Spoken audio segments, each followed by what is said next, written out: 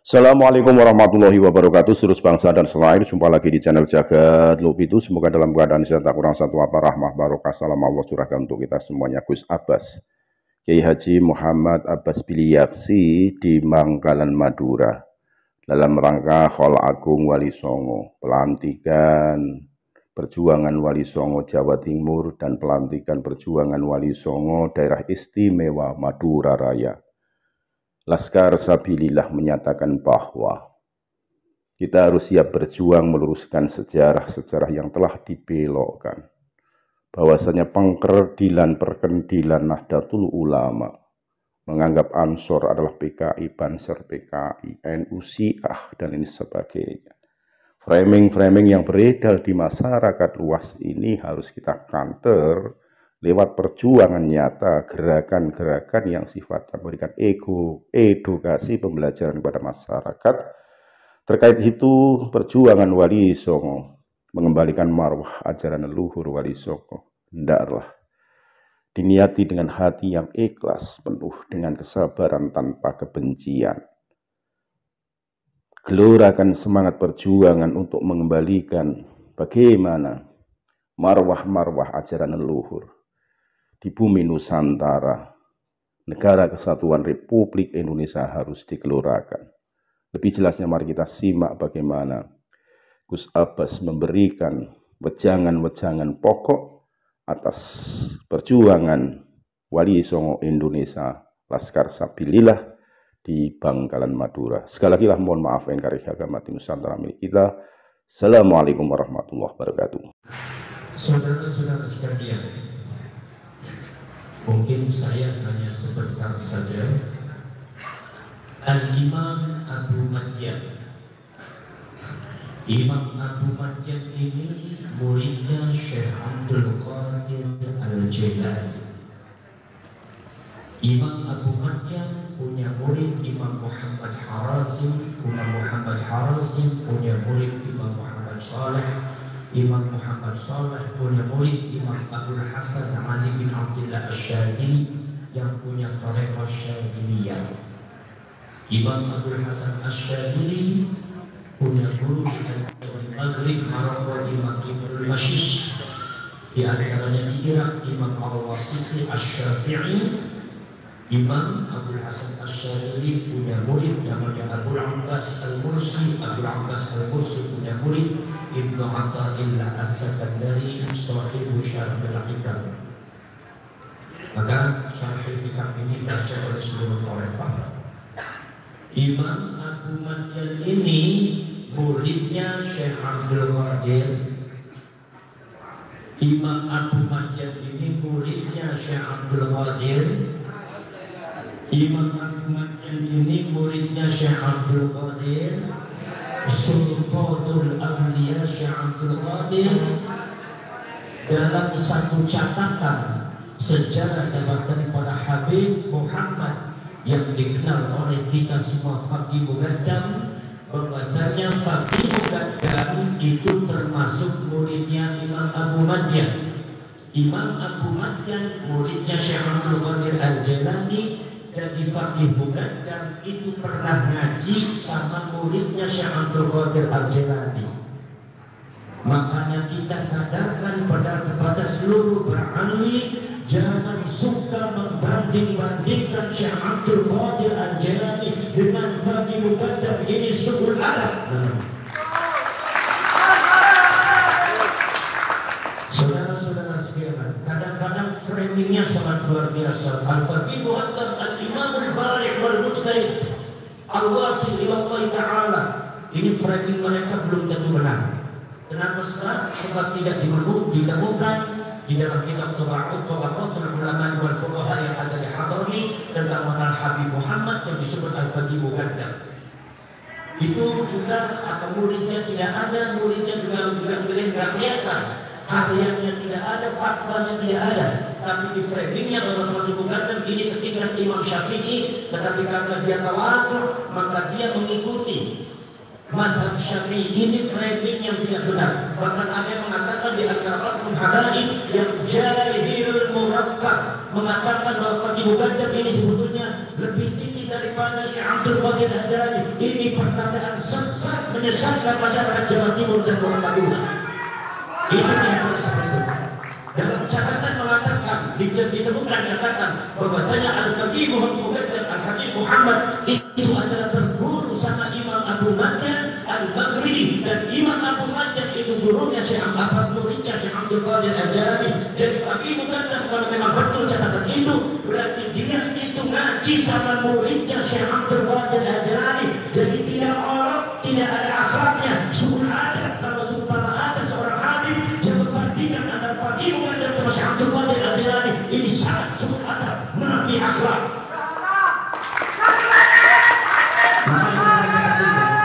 Maka kita sebagai orang NU jangan sampai kita terframing dengan hal-hal semacam itu.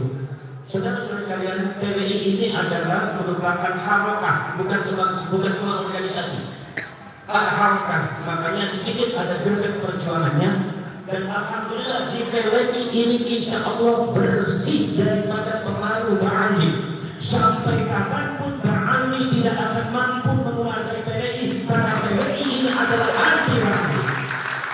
Karena PWI ini adalah bersih daripada Ba'ali. Pengaruh Ba'ali akan tidak mungkin masuk ke PWI. Saudara-saudara sekalian, kemudian ini adalah perjuangan harakah pergerakan kultur NU, NU kultural. Kenapa kok NU kultural perlu bergerak?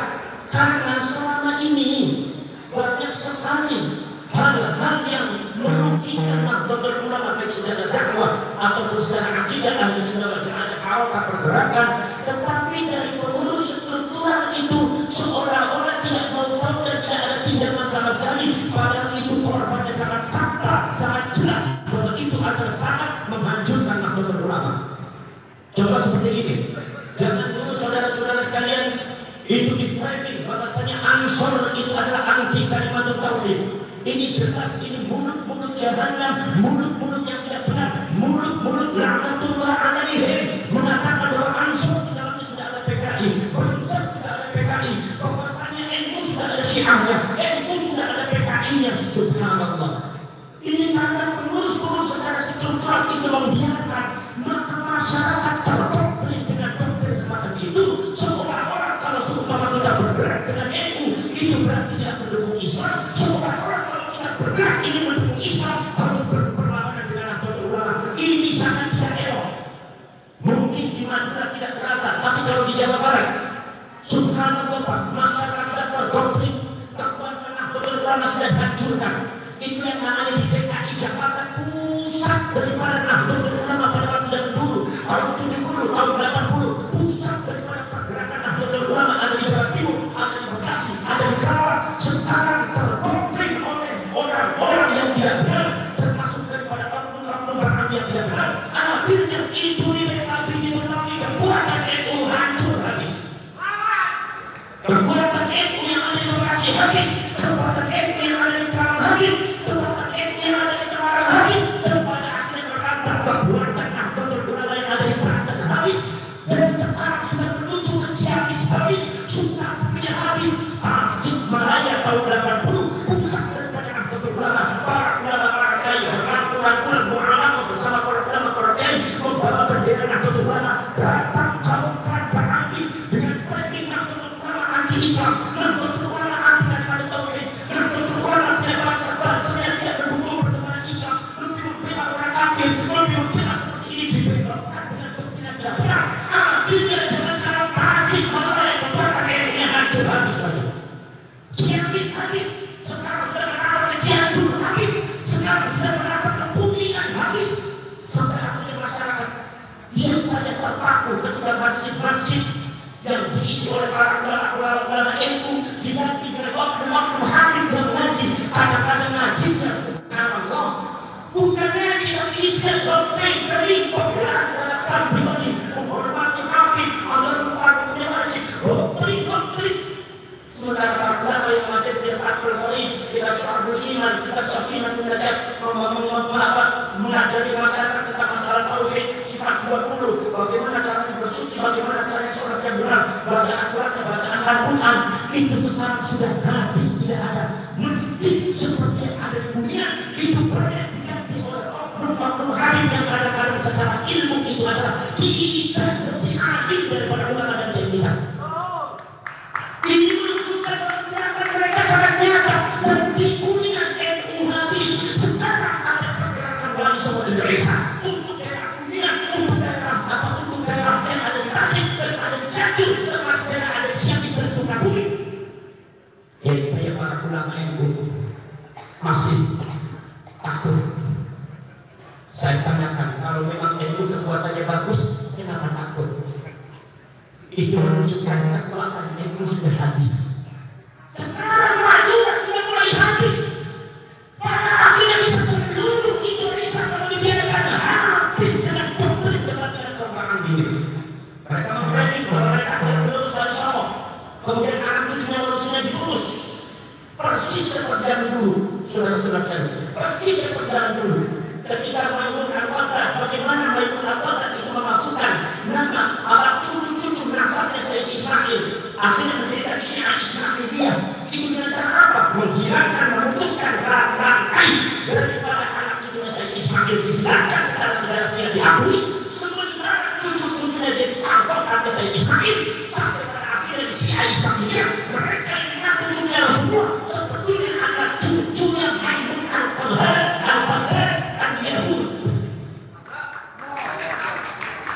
Ini memang gerakan Yahudi luar biasa. Makanya sebetulnya gerakan-gerakan ini sebetulnya di dalam hati kita sudah ada.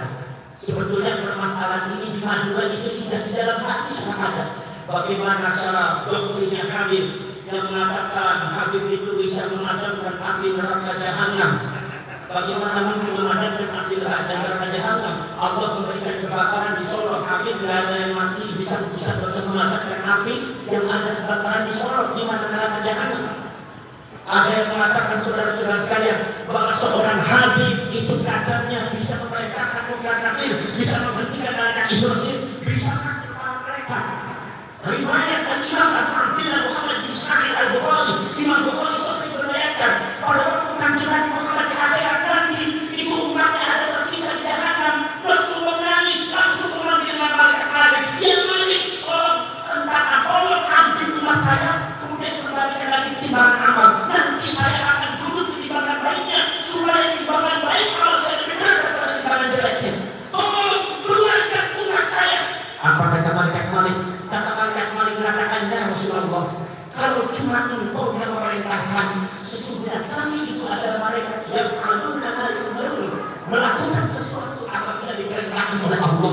Yang memerintahkan kami hanya Allah, kami hanya takut kepada Allah, kami hanya taat kepada Allah ya Rasulullah. Mohon maaf, perintah dengan belum bisa dilaksanakan sebelum Allah yang memerintahkan kami. Maka Allah kemudian sujud, Rasulullah kemudian sujud di hadapan Allah. Baru Allah itu mengambil balik surat di kepada Rasulullah. Dari hadis ini mengatakan bahwa Rasulullah itu Abdul Makhluk, Abdul Makhluk, Abdul Makhluk dan Musayyid, bahasa itu makhluk ala kita. Seperti kemudiannya Rasulullah, tapi ternyata malaikat Malik itu mengatakannya Rasulullah, aku tidak bisa melakukan apa yang telah engkau perintahkan, karena ini adalah perintah Allah yang laksanakan.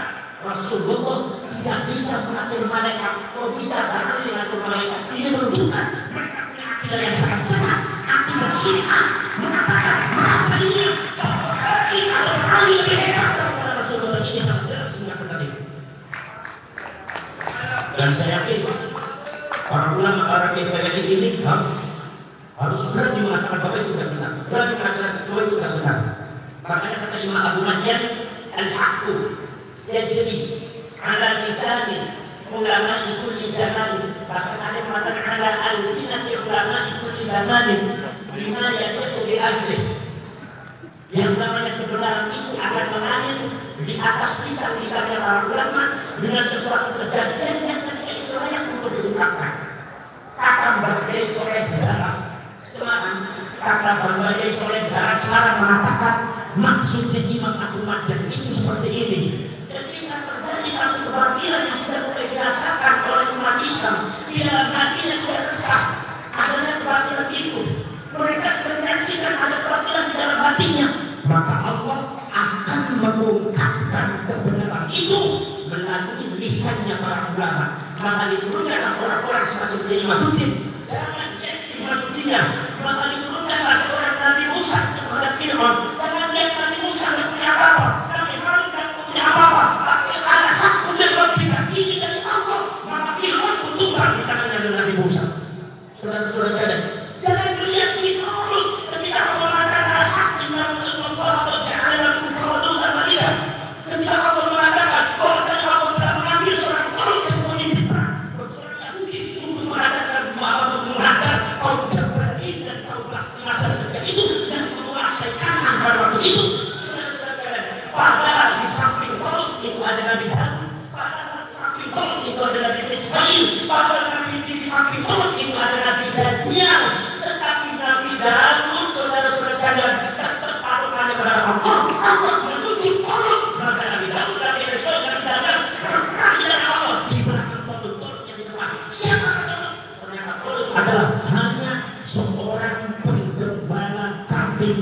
Jangan lihat penggembalanya. Kalau kita protes dengan itunya, berarti kita sama seperti orang Yahudi. Anna yakunu lahu mulku alaina wa nahnu ahqqu bil mulki minhu wa nabiyyun sa'ala min al-mal. Orang Yahudi protes, bagaimana mungkin si Muhammad bisa mimpin kita? Dia tidak berhak atas kerajaan kami, pimpinan kami, dan dia tidak punya apa-apa secara materi, tidak punya apa-apa. Ini adalah protesnya orang Yahudi yang tidak paham akal yang hak. Maka kita semua saudara-saudara sekalian, mari kita al-haq itu selalu diungkapkan. Maka adanya Imaduddin, adanya kiai-kiai NU muda yang mengungkapkan perkara yang hak ini, itu bukan mengalir, tidak disengaja, tetapi itu sudah atas dasar sunnahullah. Berkata tidak dasarnya sunnahullah, bukan Imaduddinnya, bukan Qarunnya. Ketika seorang Nabi Musa bisa melakukan Fir'aun yang enggak jadi ada, ketika seorang Qarun bisa melakukan kaum Jabarin, pada Qarun itu kaum penggala kambing. Ketika hak ke Allah pasti menang. Maka dari itu saudara-saudara, jangan melawan yang hak. Jangan melihat seorang Imaduddin, jangan melihat seorang Abbas, jangan melihat seorang Jari, jangan melihat seorang Abu Khali, jangan melihat seorang Azurian, jangan melihat seorang Abdul Salam. Tapi lihat kalau itu adalah pergerakan sunnatullah Allah Subhanahu wa taala. Siapa saya yang maju? Akan maju. Sebesar apapun akan dijanjikan oleh Allah Subhanahu wa taala ketika kita melawan yang hak. Maka dari itu bela yang hak. Bela yang hak. Kalian semua ini sudah hak, sudah muncul. Al-haqqu min rabbik wa la talbisul haqqa bil batil wa taktumul haqqa wa antum ta'lamun. Kalau sudah hak itu sudah datang, maka tidak boleh mencampur adukan yang hak dengan yang batil, dan jangan kalian sembunyikan yang hak. Ketika kalian tahu dan membiarkan masyarakat terjerembab dalam kebatilan, maka kita semua dosa. Wa la taqtulul haqqa bil batil wa la talbisul haqqa bil batil wa la taqtulul haqqa wa antum ta'lamun. Wa taqtulul haqqa wa antum ta'lamun, ay wa la taqtulul haqqa wa antum ta'lamun. Itu adalah larangan Allah. Ini yang hak sudah dinyatakan oleh Allah. Allah sudah menunjukkan bagaimana kebatilan yang oknum-oknum ini, bagaimana kebatilan maksudnya, bagaimana kebatilan secara laboratoriumnya. Sudah jelas tidak kita sebarkan maksudnya apa. Bukan masalah untuk menjadikan siapapun, tapi untuk para dulu yang punya albab, untuk kita ambil iman dan menyebarkan seluruh masyarakat Jawa Timur dan Madura bahwa ini yang hak dan ini yang benar. Kira-kira kita semua sebagai orang NU siap? Siap apa siap? Siap apa siap? Ketika kita siap, itu insya Allah inna awliya Allah la khaufun alaihim wa la hum yahzanun. Ciri-ciri waliullah adalah dia tidak pernah takut kepada siapapun, dan dia tidak pernah khawatir kepada dirinya. Dia jangan asal itu yang hak, jangan.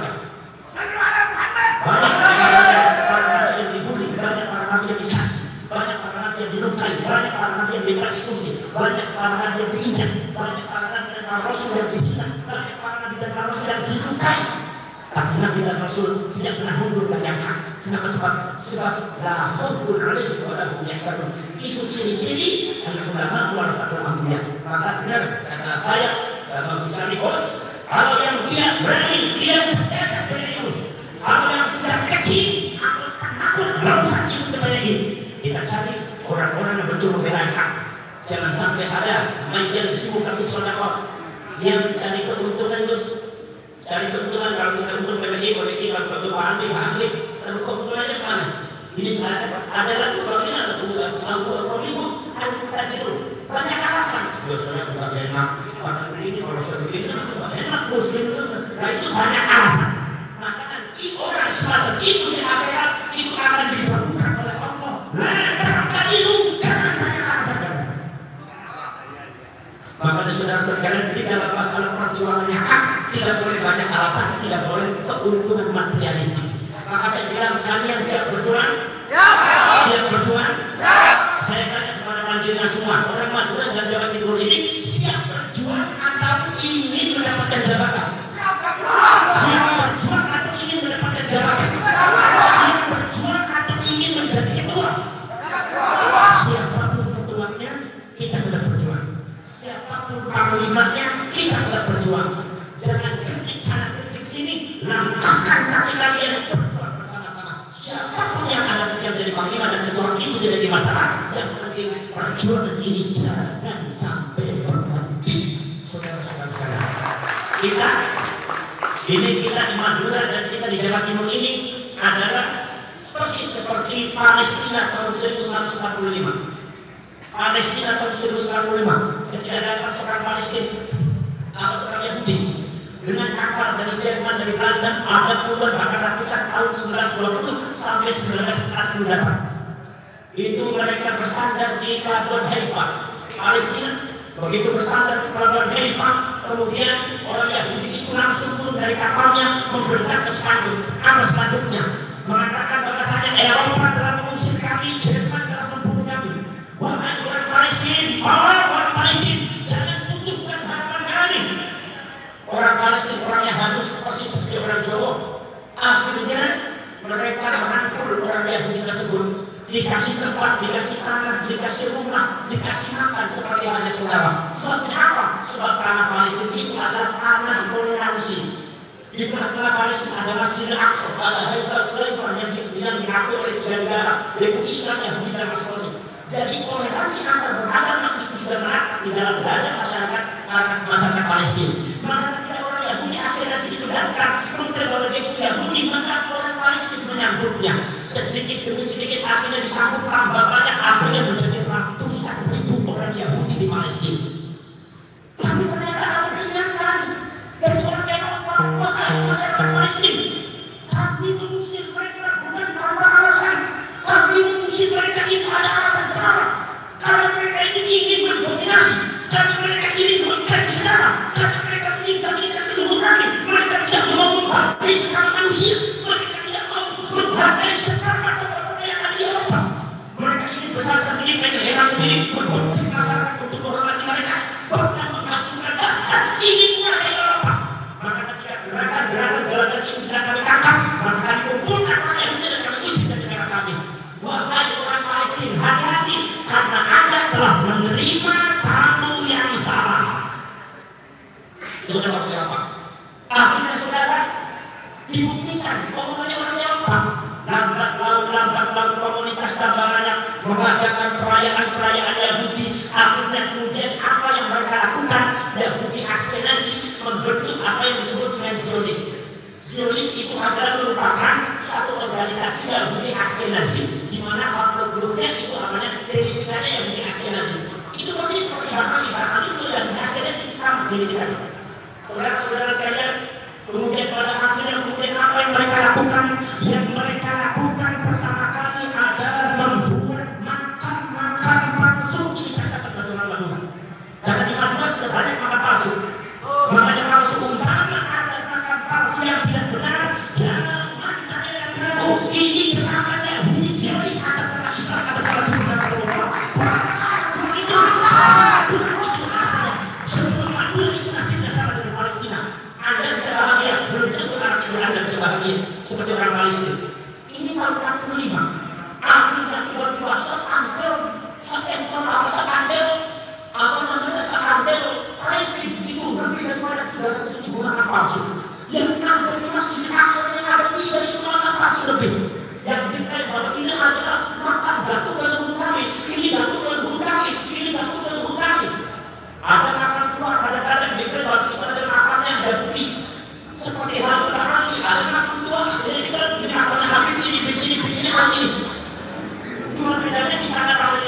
sini katanya Al-Habib.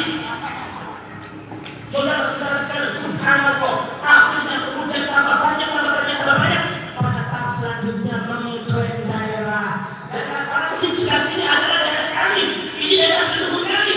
Ketika makan saudaranya berkata-kata perayaan macam haram, itu juga ini daerah leluhur kami. Akhirnya masyarakat Palestina terpilihkan dalam satu daerah.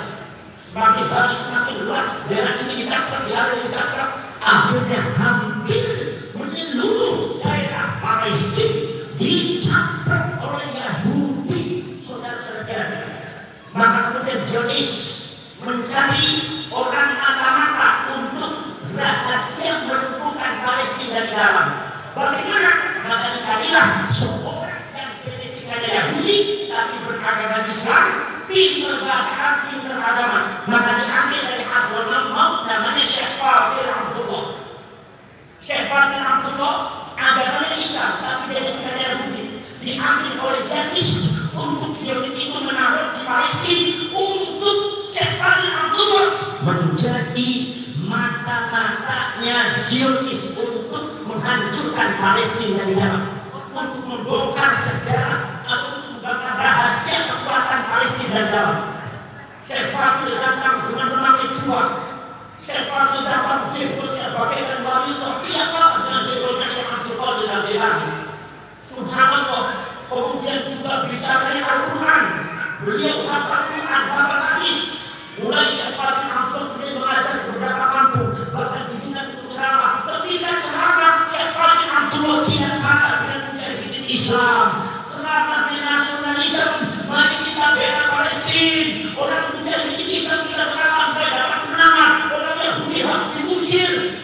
Maka orang matalis terpaku sama Syekh Fadil dipikirkan adalah sebagai pejuang Islam setelah Syekh Yasin. Saudara-saudara sekalian, mereka tidak tahu bahwa Syekh Fadil itu adalah diutus oleh Zionis itu untuk mengatakan daerah Palestina. Subhanallah, Syekh Fadil Abdullah murid Ridwan diangkat oleh orang Palestina menjadi imam besar Masjidil Aqsa, muridnya ribuan, bahkan dianggap sebagai waliullah, seorang sufi kasar. Ketika melihat langit kelihatan asal Muhammad, seluruh masyarakat Palestina buta mata dengan Syekh Fadil Abdullah. Ketika masyarakat Palestina sudah buta, dibukakan oleh cermin-cermin daripada Zionis itu, maka Syekh Fadil mengendap-endap di belakang untuk mencuri, dan itu adalah kata-kata untuk menghancurkan Palestina dari dalam. Betapa jahatnya Syekh Fadil Abdullah. Syekh Fadil itu menjadi mata-mata Zionis lebih daripada 42 tahun tidak ketahuan. Dan tahun 48 atau 46 sampai tahun 84. Pernah pada waktu itu militer Islam, militer Palestina dan militer Mesir ketika itu mencuri dari Syekh Fadil, maka Syekh Fadil menutup akses dan dia mendekati militer. Tapi yang jadi aneh, tidak itu kecurigaannya, bahkan Syekh Fadil tahun 50-an dijadikan penasehat militer Mesir, penasehat militer Palestina, penasehat kepolisian Palestina, dan penasehat kepolisian Mesir. Mereka tidak tahu. Begitu lambat mau dibuka lagi aksesnya, Syekh Fadil kemudian bekerja lagi untuk Zionis. Jadi orang yang paling berjasa atas penderitaan rakyat dari generasi anak cucunya Palestina, masyarakat Palestina yang menderita seperti ini, ada jasa terbesarnya adalah Syekh Fadil Abdullah yang mengkalkulasikan dia menjadi seorang wali atas nama perjuangan Islam, sehingga orang Palestina tidak berani mengkritik, tidak berani melawannya karena sudah dibungkam dengan framing-framing yang tidak benar. Akhirnya saudara-saudara sekalian, pada tahun 84 Syekh Fadil Abdullah ketahuan ternyata data-data dari Palestina dan Mesir dicuri oleh Syekh Fadil Abdullah, bahkan sudah bekerja mulai tahun 46. Subhanallah, sehingga sangat sulit untuk diselamatkan Palestina. Akhirnya data sudah ada, semua pos dikuasai oleh orang Israel, dan pada akhirnya orang Israel dengan kekuatan Inggris dan Amerika mengklaim bahwa Palestina adalah tanah leluhur kami. Maka orang Palestina bukan penduduk asli, harus diusir keluar dari Palestina. Penderitaannya sampai detik ini belum selesai. Sekarang saya tanya, Ini kejadian tahun 45 ini sekarang sedang terjadi di Madura, sekarang sedang terjadi di Karantina, sekarang sedang terjadi ada di Jawa Timur. Apakah kita mau anak cucu kita seperti Palestina? Apakah kita mau anak cucu kita seperti nasibnya seperti Palestina? Satu, yang melakukan itu adalah identitasnya sama. Zionis identitasnya Yahudi Askenazi, Baraki juga Yahudi Askenazi. Modusnya juga sama, memasukkan nakalnya sama, mengklaim sejarahnya sama, membelokkan sejarah sama. Kemudian juga mengutus orang-orang di Venice sebagai waliullah ke Asfatul juga sama. Yang namanya Baraki pada saat wali kutub, dikit-dikit wali kutub, dikit-dikit wali kutub. Makanya kalian kalau seumpama menjelaskan Syekh Abdul Qadir Al-Jilani atau Imam Abu Bakar As-Siddiq pun kalian harus tekankan ini wali kutub benar, bukan wali kutub Baraki. Apa sebabnya? Sebabnya ini ada oknum Habib yang mengatakan untuk membelokkan masyarakat dari Mekah ke Tarim, seolah-olah Tarim itu lebih hebat daripada Mekah. Mengatakan di Tarim itu, di Tarim, Hadramawt Tarim, Yaman, ini tidak sekali-kali ada Habib kurang tulisnya kecuali diangkat oleh Allah Subhanahu wa taala dari wali kutub. Oh berarti syaratnya jadi wali kutub itu gampang, jadi apa? Kurang tulisnya. Jadi kalau ente kurang tulis berarti ente wali kutub. Kalau wali kutub dengan akidah dan peraturan masyarakat dengan cara ini harus kita teruskan dan campurkan, membedakan dan memajukan orang satu menang kepada yang ada. Itu harus dipegang oleh para pejuang-pejuang yang super berani. Kalau yang berani untuk orang ini, kata Allah yang menjaga orang ini sambil orang tua dan perempuan pulang di rumah. Yang kita telah menikmati ada dulu manis. Yang kita mendekat orang tua, yang dia juga sama perempuan. Berjuang kami akan berjuang. Urusan perjuangan. Kata Allah mengatakan, ya Tuhan, yang mana itu adalah perjuangan kami.